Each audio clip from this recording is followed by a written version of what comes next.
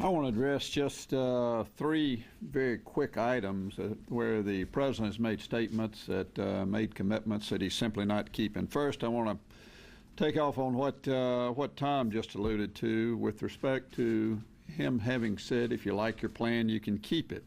That remark was made by the president July 21 of this year.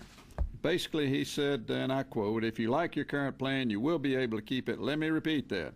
If you like your plan, you'll be able to keep it. Well, Senator Casey came out just last week, as Senator Thune has said, and I quote him in saying that we're not going to be able to say, if you like what you have, you can keep it. And that basic commitment that a lot of us around here have made will be called into question, and it is for one very simple reason. If you're on Medicare Advantage in Georgia, and there are 176,000 Medicare beneficiaries on Medicare Advantage in my state, if this bill is signed into law, they will not be able to keep what they have. So there's just no question but what the president can't keep that promise and doesn't intend to keep that promise. Secondly, he said on the 9th of September of this year that he will protect Medicare.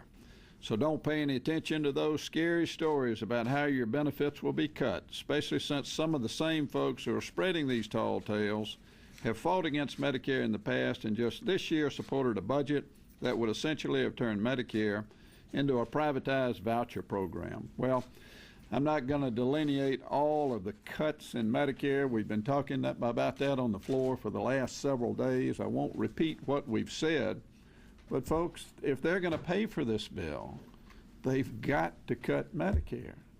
There's just no other way around it. Lastly, I want to say that on the 15th of June of this year, the president, talking about medical liability reform, stated, I want to work with the AMA so we can scale back the excessive defensive medicine that reinforces our current system and shift to a system where we are providing better care, simply rather than simply more treatment. So this is going to be a priority for me. And I just simply ask the question, where is there one shred of medical liability reform in the bill that Harry Reid has brought to the floor? It's just not there. And if we're ever going to get this cost curve that Senator Thune mentioned over here headed in the right direction, we've got to have preventive health care measures in there. We've got to have the ability to cross state lines with policies, but we've got to have some semblance of tort reform, and it's simply not there. The president's just made an awful lot of statements over the last several weeks and months that he simply is not keeping in this legislation. Well, questions? Let me just say that it's been kind of interesting to see the reaction of Leader Reid and so many of the Democrats as we've been out on the floor debating this bill.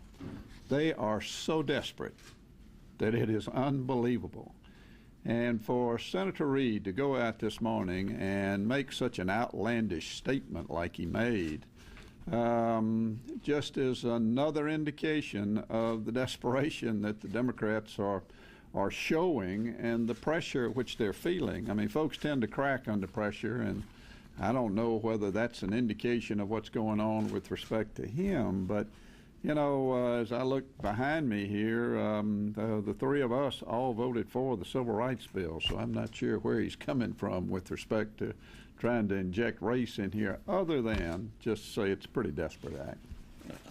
I'd make a comment on it.